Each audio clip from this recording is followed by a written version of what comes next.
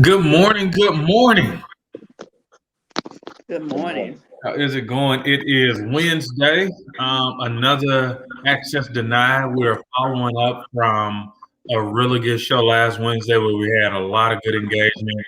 It really motivated us, motivated our team. And so I wanted to start off by saying how much we appreciate you guys while everybody's cranking up. I want to first introduce Torvis and ask you, Torvis, how's your week been? And then I'll talk a little bit about my week. My week's going fine. A lot of things happening in education. Just trying to keep up with articles and different things to say, and talking to parents and actually seeing what they want throughout all of this. So it's hump day. So we're halfway through the week. Yeah, I agree. I agree. It's a lot that's been going on. They did the announcement on last Friday that they were thinking about it, and then 2 days ago, at the start of this week on Monday, they did announce that they have a plan for back to school, which we'll talk about during the show, and also we'll pull up those dates for you guys. So just in case you missed it, you'll see the model of how they're phasing everyone back in. Sonia, how about you?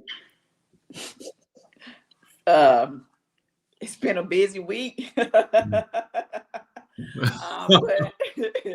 John, don't know what I'm laughing at. It's been a busy week. Um, you know, I just thank God that we got parents on the battlefield with us, right? Like, Yeah. but it has been most definitely a busy week for me. And I'm a little tired. So I pray the Lord my strength today. It's one of those type of weeks. And for everybody listening and sharing, wanted to also tell you guys Happy Black History Month. We have 28 days to really highlight some of the accomplishments the people here locally and across the country have done for the plight of Black people. So we wanted to always make sure we recognize that, and thank you guys so much for tuning in. I see we got Miss Hansard that is tuning in. I see we got Mr. James Trimble who is tuning in, two of our faithful listeners. So please, if you have an opportunity, go ahead and share this out. And let people know that we're on. But Torvis, I'm gonna kick it off with you. Just how do you feel about this week in education? You know, we have had the announcement for back to school, the whole phase-in model. We have, still reeling off the parents who were having a debate, well, the union that was having a debate, the teachers with one of the board members. And then we flipped it. We had a teacher who we watched on social media go into one of the let the parents choose groups and essentially have a debate. And so what's going on in education this week? Well, we have the phase in back to school. Some people's happy about it. Some people still not going to do it. Some people are saying it's not fast enough. We have the issue with the parents. Just don't really trust the information went from 7.3 on Thursday to the announcement came out, get back in school once it becomes 7.0 for 2 days, start phasing them in. So overnight, it went below to 6.7. And then the numbers hadn't moved that much the whole time, so the whole year since we've been going through this. So people really don't trust the numbers and they really don't trust what's going on. And even with that being said, what if the numbers spike back up? Will we really get the true answer if the numbers spike back up or not? Then you had teachers talking about the situations where they hadn't had vaccinations. Some teachers are having to drive, or I saw one person had 100 miles to get a vaccination. So if you wanted people to get back in school and do it right now, don't you think you should have had the vaccinations already available versus having to drive somewhere else to get them? Then you also have teachers that saying, okay, it's the same energy that people are having about going back to school, keep that same energy when it comes time for the teachers and what they need as far as is in school, as far as supplies, as far as different things like that. So it's just so many different things going on. Then the money thing popped up. I think they had so many days to come up with where this 110 million went. So every day is something different. Every day you wake up is something different in education. And let me say this, that when the vaccinations do come out, whenever they come accessible to not only just the teachers, but then people in the community, our people, we really don't trust it. We've seen before with the Tuskegee syphilis thing. So we're not really trusting that this vaccination is going to be for us. So that's why a lot of our parents are saying, my child's going to stay at home. I'm just gonna leave my child at home. So Yeah. How do you feel, Sonya, about everything that's been going? It's been a lot. Things have been moving pretty fast in the last 5 or 7 days. How are you feeling? Well, y'all know me. Everybody hot mess. I'm just gonna be. I'm just gonna be me. I'm just gonna tell the truth. Let me tell y'all something. From the beginning, we have said a choice must be an informed choice, or it's not a choice at all. Yeah. So if it's not informed, meaning, because all you know what choice means. Choice means decision. It means that you are able to make a decision for your child. You should be able to make whatever decision you need to make for your children. Y'all, my lips chap. I'm sorry, I'm dehydrated. Trent, bring me some lip chap. We real over here, y'all. I got my production crew. But a choice must be an informed choice. And what does that mean? That means that you have all the information you need. That means that you have adequate options that you feel comfortable with. Okay. And that means that there's no ifs, ands, or buts with it. Does that make sense? You can if. You will if. It might, but that is not a choice to me. So everybody fighting over going back to school, staying in virtual. I'm just gonna tell you, I'm laughing at everybody because see, and now I'm gonna tell you my opinion. Because I speak and we speak for a lot of parents, but let me tell you guys something. Let me be real with everybody under the sound of my voice, from the state of Tennessee to the federal government, to teachers, to parents, to the district. There's no plan to make sure that we all go back to school. So there is no choice.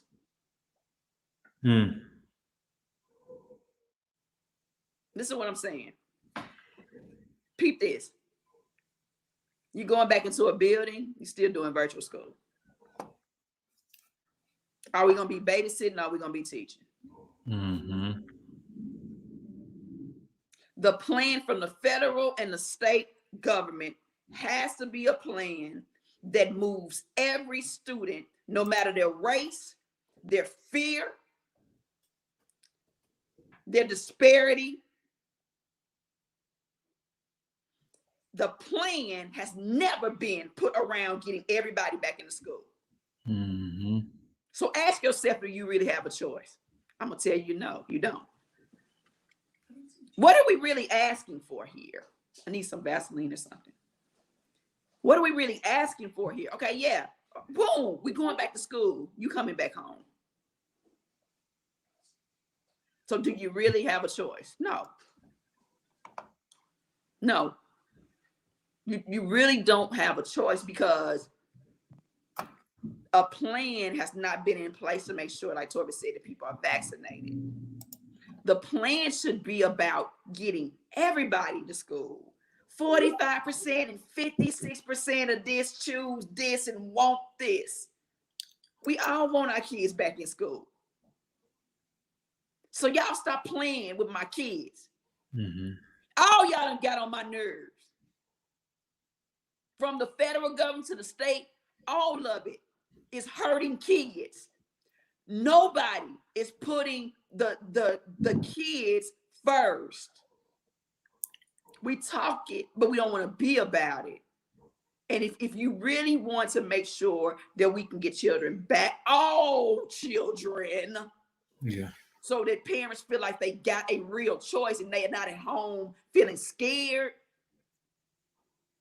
Because when we don't have a choice, we die. That's why they don't want to go back. Yeah. And I'll tell you, it's one thing just having this conversation has helped me. Like we just think about the process right. And so, you know, you have the federal government, you have the state, and you have the city. And I thought about it. And when I thought about it, I said, we made a quick decision, but do we have enough vaccines for the teachers to be vaccinated? And then that comes from the federal government, and that comes from the state, and then it makes its way. I saw an article last night. A teacher drove, I want to say, 100 miles each way to get vaccinated, and then other teachers started chiming in and said they had been doing the same thing. And for me, it just seemed like, Governor Lee needs to be communicating with President Biden so we can get those vaccinations down to the local level. And I think until then, we're playing tag unit with the vaccine. Russian roulette. Yeah. Let's just be real. See, don't nobody want to call it out. People been talking about, Dr. Ballard is, and we've always said we agree with Dr. Ballard's decision. Mm-hmm. We also said we agree with, parents being able to choose, having the right to choose. But what we always knew is there's really not a choice in here if it's not a plan to get all kids in school, starting at the top at the federal government. This is not a Nashville pandemic. Mm-hmm. This is a global pandemic. And so when you don't have the president and the governor, I'm calling you out, Governor Lee, I will. It's just not about liking nobody. It is not about friendship. It is not about Republican and Democrats. This is about true leadership in this country.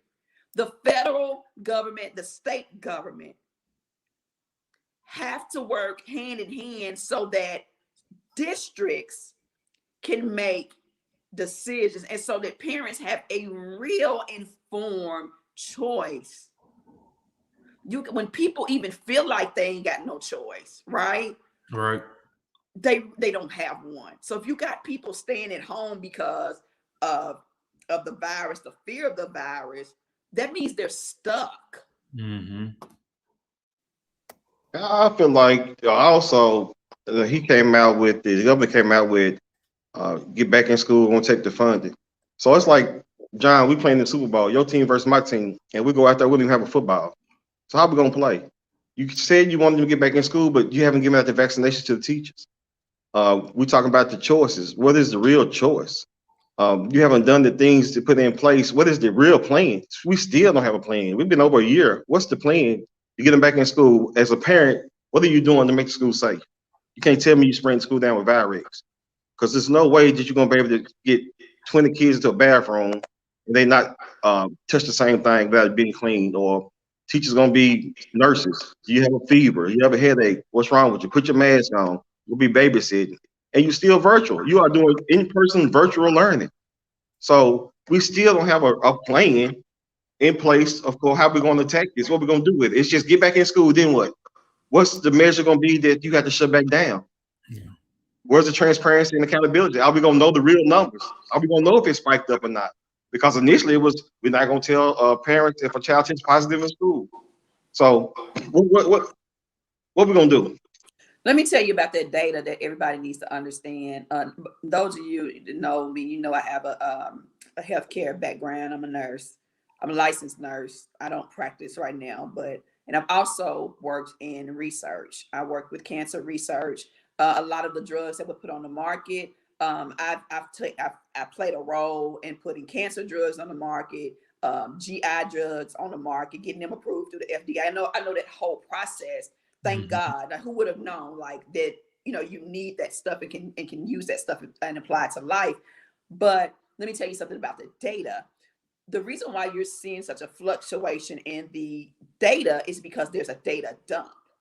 So if you have a lot of people who go and get vaccinated, right? I mean, not vaccinated, get tested, then there's a data dump, which changes your numbers, and it makes your numbers fluctuate. So that's why you're seeing this. I want to calm people down about that, because when you know that type of information, then you're making an informed choice to do your research and validate or refute what I'm saying. That is called having a real choice and knowing your rights and knowing what's going on.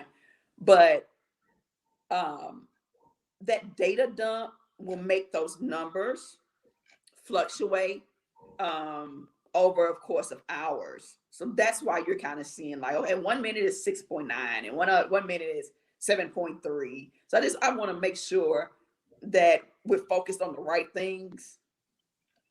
And the right things are this. Some folks finna be mad again. Yeah. Because you coming home. Your kids coming. And I said it on Twitter. I keep saying it. I'm giving people a hint. You're taking your fight to the wrong people. Mm-hmm. You're just gonna be chasing your ass.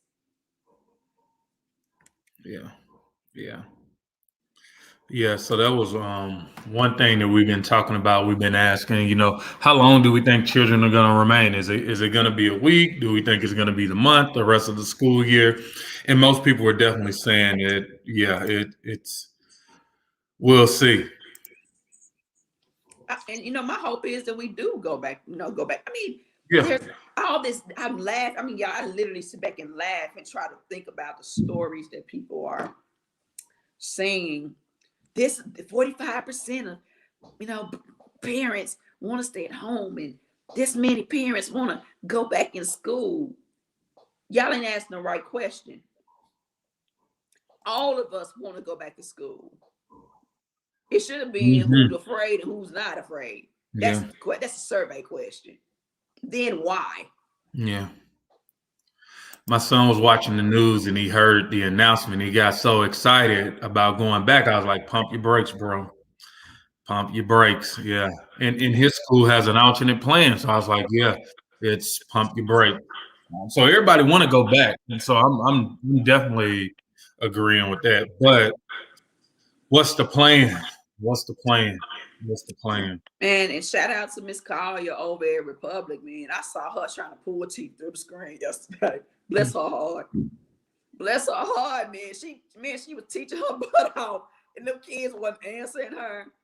And I sat there and I observed the class, but then I had to give her some feedback and say they don't know how to type.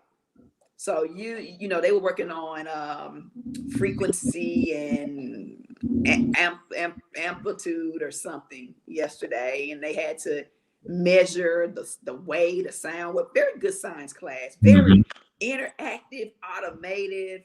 It was amazing to sit there and watch it. But what I observed is how difficult it is for the child to take the question, try to apply it, answer it, type it in the chat, or try to process it and unmute and talk about it. And then just the level of, you saw a lot of this. Mine was one of them. He didn't want his face on the camera. So, man, I had to call her last night. I said, Miss Collier, look, this is a mama to a teacher. I got to shout you out, honey. I tweeted a shout out to you because I watched you pull teeth through that camera yesterday. Y'all, I was so tickled because it was hard. But she taught that darn science class. So shout out to the teachers who are putting in the work. And this is hard on everybody. It's hard on the kids. It's hard on the teachers.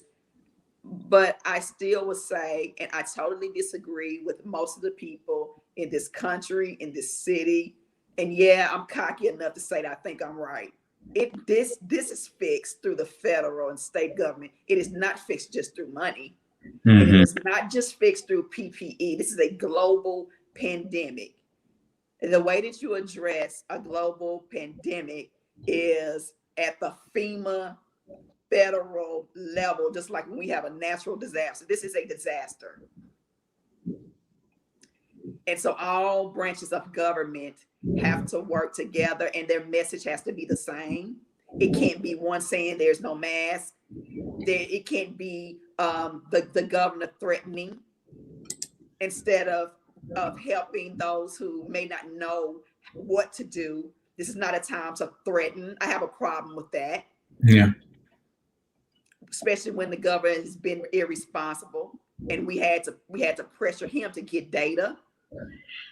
So yeah, I'm saying again, Governor Lee, I got a problem with that. I don't like bullies. I don't care who you are. Mm-hmm. I'm just gonna say the truth. Don't be bullying nobody now. Don't nobody be bullying nobody in this day and time. This is about leadership, and there's a leadership failure.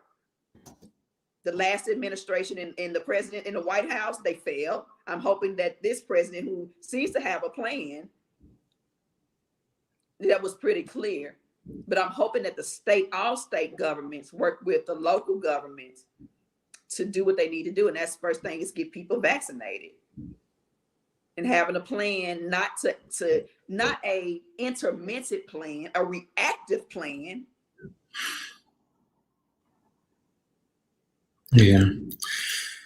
And we'll go back. I think last year, as we transitioned to even talking about money, last year in January, a lot of us found out that the state had close to $1 billion in tenant funds. I think Tennessee assistance for needy families. And I'm gonna pull it up right here. And a lot of us thought back like, wow, like with a lot of this money, what are we doing for our most neediest families? Let me pull this through. And so one of the things that we want to talk about as we go into the COVID money, as we say, ESSER 1.0 and ESSER 2.0, I really want to reimagine, what do we do with this money as parents? What do we think needs to be done with this money? Because it's not 732 million, even though that's still there. On one pot, it's over 110, and in another pot, it's millions of dollars as well. And so, one of the things that we're asking our parents, what do we do with these resources for our kids? And Torvis, I'm gonna let you start it out, just what your interpretation is, and then what are some of the things you think we should do with the money? My interpretation is the excuse that we don't have any money is you can't say that anymore. We're seeing plenty of money that they have, and once again, going back to the plan, they still don't have a plan for this money. So we have a little support group with some parents, from our parents, and we was asking, what should the money be spent on? And it was different things, tutoring, it was technology, it was like Wi-Fi buses, expansion of the YMCA program, child care, Mm-hmm. and it was just a bunch of different things that they said the money needs to be spent on, which is, it needs to be spent on that. We have too many gaps. We have too many things dealing with learning loss and issues that could be solved with the money that they have. And it's been brought to the attention about different things. And now obviously we had the money. So now you do have the money. Mm-hmm. And even with the individual learning plan, the personalized learning plan, you have the money to implement this stuff, and we're gonna make sure that it gets done. But once again, you have to listen to the parents. When are you going to hold a forum, a town hall, or something, and ask the parents what you need as far as to make your child have a successful, equitable education? Listen to the parents, listen to the kids. Yeah. I want to show y'all something. What this put you in mind of? Receipts. Hold on, let me. Yeah. Yeah. Receipts and making it rain. Making it rain. Yeah. Making it rain. There's y'all. They making it rain with money. You right. All that talk, about we don't have no money. Ain't nobody trying to hear that. Yeah, and this is important. And I see Miss Kanisha Burke says we need to assess our children and create individualized learning plans, hire more teachers and aides. And Torvis, that's one of the things that they talked about on the task force. Again, so our budget is close to $1 billion. I think it was 930 some million. Then we just got 110 or more million. So that puts us over the billion mark. And then we got additional monies coming in for learning loss. We got additional monies coming in for specifically IEPs. And we just start to think, especially since schools have not been open, we can't use it on deferred maintenance. what are we going to spend that money on? And I think those are the conversations, parents, that we got to have. And Angela says, we bought laptops to do what with? It's become some type of innovation. Kanisha says provide free breakfast and lunch for all. Oh, wait a minute, but that's different money, Kanisha. That's different grant money. I mean, we're making it rain. And then you still got the money, the 100 million for literacy that's sitting over there. And you got the money they put over for the rainy day fund, but it's like it's raining every day to me when it comes to the school system.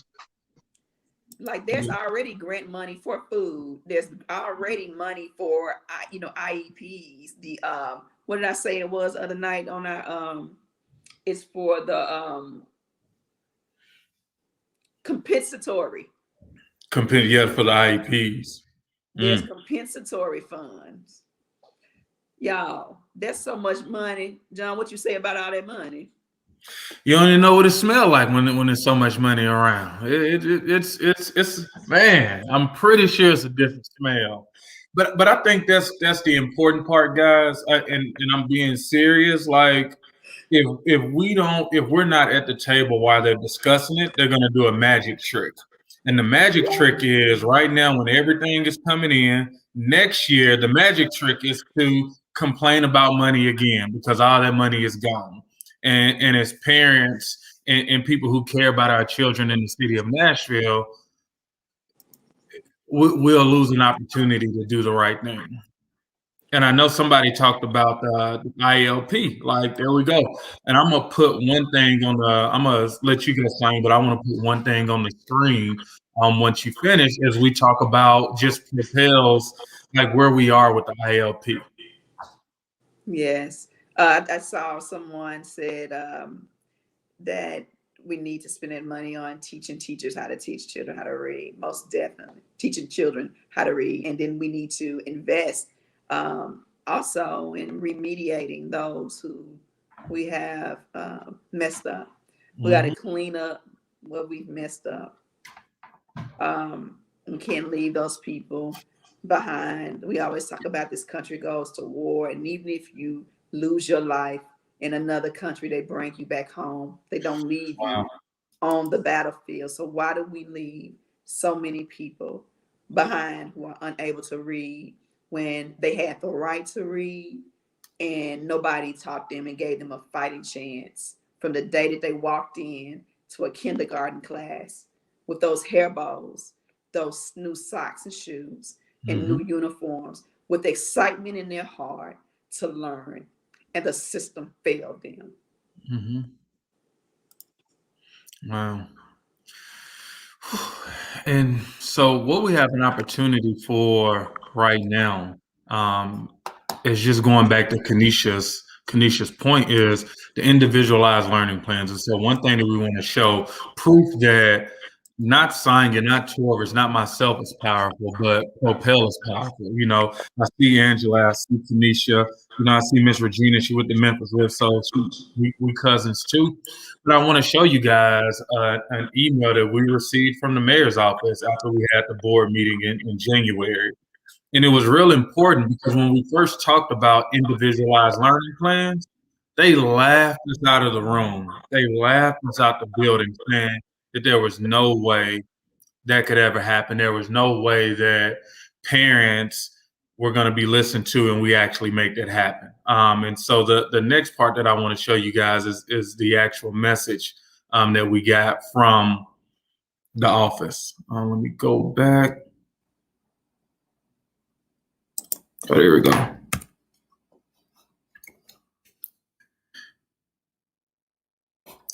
And as you see this, and I'm gonna just read through it. It was a message from the mayor's office essentially saying, "Hey Sonya, hope you're doing well. I'm sure you heard by now, but MNPS is moving towards a personalized learning and growth plan for all students. Congratulations to you and Propel on your efforts. I know your advocacy and insight has been key. Hoping your new year is off to a good start, even in the midst of difficult times." And we want to, shout out to you guys. Thank you. We started Tasha Bunker, Angela Williams, Jacqueline Larson. I'm just going up the list. Like, you guys have been part of why we have been so strong, because it's not just a group of two or three. It's a group of many moms, many dads. Yeah, we started this journey back last year, back in April. March hit, we had the tornado, COVID-19 hit, and we quickly moved into action. And we quickly knew that we would have to alter the way that we organized. And we knew that we needed to work with parents to come up with a plan, because we knew COVID-19 was going to be catastrophic. And we knew who it was going to hit the worst, but we knew that it was going to affect all children. Every single one of them, don't matter where they live at. COVID-19, it amplified the disparities and the inequities in our neighborhood. And what it did was it put everybody in the same boat. Everybody, whether you're privileged or not, it put us all at risk for a catastrophe. And so as we talked to parents and we asked, what keeps you awake at night? First thing they said was, being worried that their children are going to get behind, because when school stopped March 23rd, folks started seeing that their kids couldn't really read, and they didn't know, what you been working on, baby? I don't know. They talking about turning on channel 8 and watch channel 8. That was a bust. Folk didn't have no internet. They didn't have computers. Folks were shamed, saying, they got cell phone, they buy Jordans. They can't go buy their kids no computer. And so we moved quickly and we launched a campaign, and we got broad-based support after talking to education experts. The former Secretary of Education under the Obama administration, Arnie Duncan, education expert Robin Lake from Washington State, Kevin Huffman, former education commissioner here in the state of Tennessee, amongst other people. And we talked to these people and gathered information, and we actually worked with other city leaders, Sarah Carpenter from Memphis, and from Kim Dukes from Atlanta, and Crystal Barnett from St. Louis, Mirabelle and Joe from San Antonio. And we all, as leaders, came together and talked to these education experts and surveyed parents all across this country. And we all came to the same consensus. We've got to have a plan. We can't wait on nobody. We've been betrayed too long. We'll do our own research. So we did our research with Harvard. We consulted Harvard professors. We were in the room with Harvard professors. We looked at different options across this country. Who's doing what? Who's been successful? Who's piloting what? And right here in our state of Tennessee, we realized that we already have individualized learning plans for high school students and IL students. So what could we do with that, right? Because the concept is a no-brainer. When you got a vision, you got to have a plan. Children need to be looked at as life's vision. They are not problems, and they are not disabilities. And so we launched a campaign. We educated our parents so they know the difference. An ILP, or a personalized learning plan, is not an IEP. Two different things. A child with an IEP needs a personalized learning plan. An ILP also. All students, every last one of them, no matter what grade they're in, started kindergarten, all of them, they need one. Because if you start a business, you got to have a business plan. And if you sick, you got to get assessed. So a plan can be put around you for a plan of care to take care of you. So it's a no-brainer. We don't even know how the hell we've been doing school all these years without a plan for our children. Don't know. Wasting money. We can get back to that. But anyway, we talked to the decision makers. We talked to the board. We met with Dr. Battle and her staff. We talked about what we're hearing from parents. We continue to talk about the data from the parents and our campaign. And we talked to the mayor's office and the governor and everybody. And we brought credibility to it with Harvard, those types of people. We did our homework. I've heard people, I've been in a room with people who said that parents don't have the ability to understand policy. Darn lie, we just did it. Go parents. Congratulations, because you stayed the course. And because we're building a movement, there's no big I's, no little U's. When parents are when they get together, they get the understanding, they get the knowledge. We are powerful together. So shout out, this is a win for parents and grandparents, and especially the children of MNPS. And we thank you, Dr. Battle. Yeah. Because you are the first superintendent in this district to listen to parents. And when we first met you, when you first got to Nashville, we had a hard conversation with you about your priorities and your vision. But one of the things that you said, and I remember me saying these words to you too, you said that you believe in these children. And I looked at you, and if you're watching this, I looked at you and I told you, if you do that and you get these children to believe, that you will leave a legacy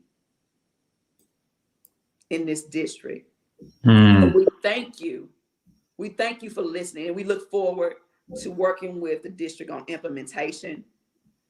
We have a lot of ideas. We put together a children's cabinet to recover learning loss. And so we are meeting with Dr. Batt and her team very soon to provide the information that they asked us for. So thank you, Dr. Battle, again. Thank you. Yeah, and just to add on to that, just to take our parents, where we started from and where we want to go. Again, last January, a small group of parents from around the country said we wanted to meet with Joe Biden and other presidential candidates because we wanted to talk about how serious we felt about our kids and their education. And people laughed us out of the room again and said there was no way you're going to meet with Joe Biden or Pete Buttigieg or Bernie Sanders or Elizabeth Warren. And this was one of the meetings, as you see, parents like having the opportunity. And it wasn't an easy conversation with President Biden, who was just, former Vice President Joe Biden at the time, because he didn't have the empathy. And it wasn't any disrespect to him, but the empathy was understanding what we're going through right now, not what you think parents are going through. Like being in the struggle right now of seeing your child not reach their full potential in reading, in math, in science, and social studies. And by the end, it's some picture floating around where we had a really good picture. That picture you probably saw was one when we were in debate. But by the time we finished and he listened to grandmothers, mothers, fathers, and aunties, he was starting to realize that he may be on the wrong side on his education policy at the time. Yeah, and one of them was about, let's just be real, it was about school choice. Yeah. He didn't realize he had all these people in his ear about school choice and charter schools are bad and this. Then we're like, look here, dude, you come go to school in our neighborhood. We don't care about the model school. When we don't have a choice, we die. So he gave us all this garbage about for-profit charter schools. And then he said, well, I don't have nothing against non-profit charter schools. I said, well, you ain't got nothing against the schools in Nashville and Memphis, right, in Atlanta. So what you talking about? Yeah. So his whole attitude changed. Yeah, I told on you, Joe. Yeah. I don't care. I'm sorry. I don't care. Yeah. I get tired of people playing with children's lives. And I'm not saying that he is. Like my prayers that he does the best. But, all that, even going that charter school fight, it's irrelevant. Right. Because we need to be looking at what's best for children. And if it's a charter school, if it's a traditional school, if it's a magnet school, which is worse than any kind of school because it's a cherry picker. Okay? Don't get me started on that. Oh, this school choice week, ain't it? So yeah, magnet schools are cherry picking schools. And charter schools are public schools. there I said it. Mm-hmm. So all of that irrelevant fight that has gone on, you notice you don't hear it much because it's stupid. And anybody that's anti-charter is anti-child. Mm-hmm. So their conversation is very irrelevant. Yeah. And then we got to think about all the things they use to divide us. I mean, when you look at, are you a Democrat or a Republican? Are Right. you a blood or Crip? Are you a teacher or a parent? Like at the Or end, AKA or Delta. right. Stay home. At the end of the day, we all want the same thing and what's best for our children. And I'm going to tell you guys, and this is why I love having these conversations on Wednesday. It's one thing to see parents out there trying to stand up for what they believe in. It's another thing to hear a parent talk about what they know, the experience they have, and be able to quote policy. And I'm gonna give a shout out to Angela, and I don't know if Jacqueline's still on the line, but we had some conversations. What day was it? Monday? Yes. Monday night. Yeah, Monday. Powerful. And won the battle. And won the battle. TFA. Wanda kicked it off. Wanda said, "Yeah, let me tell you about my background and where I came from and what she was going through with her grandkid." But for those people on that call to hear how passionate they were, how much of the struggle, like we wasn't talking about magnet schools or we were talking about school and how important it is and how a lot of times it wasn't going well for us. You could just see the faces of the people like Guy Lee. And that's what we need more of. Like that's what, so because they got a preconceived notion that says that we don't know what we're talking about. But yeah, if you listen to a Propel parent, yeah. And for them to talk about their experience of going through our fellowship and how it changed their lives. Our mission. Y'all know I'm emotional. But when I tell you that the parents of Propel are carrying out our, see, that's why our vision that all children will reach their greatest potential will come to pass because we are true to our mission. And our parents got on a call on a platform. They were doing a focus group. And they took their power and they used it to drive a huge coalition that's about to happen. Right? Mm-hmm. And so, shout out to who we have on there. Angela, okay, talk about Angela, John. Wait a minute, you got to talk about Angela. She on here and she got to hear. Because she got, y'all, I done took it off mute and got to shouting like I was at Greater Grace Temple Missionary Baptist Church years ago. Preach! I almost got to shouting. Yeah. You know, I think we started off, it was a little dry. And then again, like Wanda kicked it off. And then I think it went to one other person and then went to Angela. And what I think they loved about Angela, because I was just looking at everyone's faces, you know, she sounds like a mom who is just struggling, but a mom who cares, but a mom who understands the system. And she broke down her healthcare background. She broke down how she has a master's, but she also broke down like the systemic racism. And it's just like, you could see the people like, this is not what we signed up for, but we love it. Like you can see the smiles come on their face because they were understanding the collective power we had in this room, well, this focus group, this online room. Right. Yes. And shout out to Torvis for leading that meeting. Mm-hmm. Thank you, Torvis, for leading that group of parents and you know, kind of facilitating the whole meeting. So thank you so much. Yeah. And Torvis, what did you think? I mean, you facilitated. I mean, you really helped get the message out that we wanted to get across. Like, and how were your thoughts? It was the conversation was just so raw. It was just so natural. I couldn't see who I was on the cloud anyway, but there was a lot of people on there that make decisions. A lot of people that does a lot of different things, a lot of different backgrounds. And the parents was like, "Okay, you ask me a question, I'm gonna tell you the truth about it." And Tammy was like, "I'm gonna tell you the truth about it." Even Miss Ballard, she's talking about her family being cotton pickers. She wasn't gonna be there. Mm-hmm. So it was just a raw conversation, and everybody poured their heart into it, and it was going on. It was just so smooth, and so it was a great conversation. And like I said, people faces was like, "Oh wow," or Mm-hmm. "We didn't know this," or "I didn't know this was happening." So No, they shout out to knew. them. They knew it was happening. Yeah. Well, yeah, they knew it was happening, but they didn't know that we had a forum where they was going to hear that. They thought the conversation was going to be something else. We had different questions. It was the Yep. first initial question. So it's just like anywhere we go, we're going to tell the truth about it. Even on the thing we was on, I don't even know it was on School Kit last Friday. Right. They had questions about this, and we took the conversation somewhere else. And it's like, oh, forget these questions. We want the real, raw truth. And this is what we give them, real, raw truth. And shout out to the parents for that. Yeah. I mean, we represent Black and brown parents from our most struggling communities. And so that's who we're going to represent. And that's who, we're going to tell the truth, the ugly truth, as we call it, about what is happening to our children, what is happening to all, most or all of us. But, for Jackie, I'll say this for Jackie, what I loved was the vulnerability that she gave.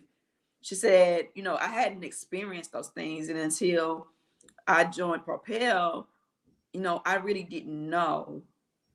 And she kind of felt bad, but I don't want her to, because what I can appreciate is, although she felt bad, it takes a brave person to say that, right? But also to take action on it. And so I want to celebrate that. I want to celebrate when people, maybe it hadn't happened to them, but they don't want it to happen to anybody else. And so that's true parent power, leadership, and that's just true human nature that we've got to have in our society that we don't see much of. And it's up to us to spread that. So thank you. I want to celebrate her on that. Yeah. So this has been a week, and it's only Wednesday. We got a lot of work to do. As next Tuesday, they'll start phasing our elementary students in, and then by March 3rd, our high school students will finally get phased in, to give them an inkling of how to finish your last year in Metro Nashville Public School. So it's going to be a week. Any last thoughts? I see Jacqueline on here. I see Miss Carrie Crush. Shout out to Carrie. Hey, Carrie. Yep. It makes you smile. A heart of gold. A heart of gold. Carrie's a movement builder. All day. All day. Yeah, I would say, we didn't talk about the MAP assessments, but make sure you get those scores, because your children just took them. They're readily available. There's not something they need to populate, guys. These scores are not in a hidden chest with a lock on them. They have them automatically when your child has the test. So demand to see them. And I had a parent that reached out to me, the other day with scores, and I was looking at it. Also take into account all of the other information about your child, so that you can ask the right questions and get the right help. Question everything and everybody. There you find your truth. Amen. Torvis, anything on your part? No, I mean, just keep on moving forward. Parents, let's say you have a stimulus package for your child's education. So we need to start thinking about what we want this money spent on. So we're always demanding, like we always say, non-negotiables. You start getting a list of stuff together. We need to let them know this is what this money should be spent on.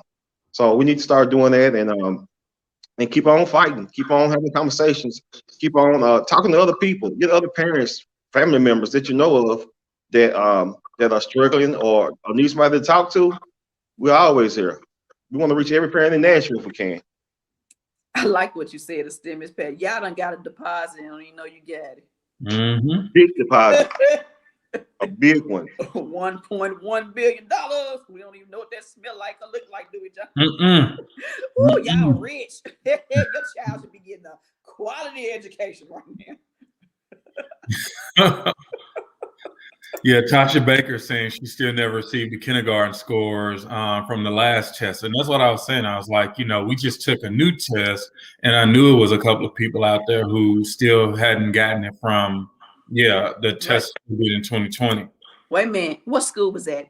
Drop that real quick. Now, what school was that? Because we might need to, you better tell them we're going to call them. We're going to call them. Yep. What school is it, Tasha?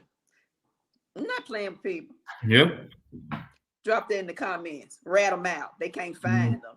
Hell, can they find children? Come on now. What you mean you can't find? I bet not call school. You talk about you can't find something. I won't know what child you done lost.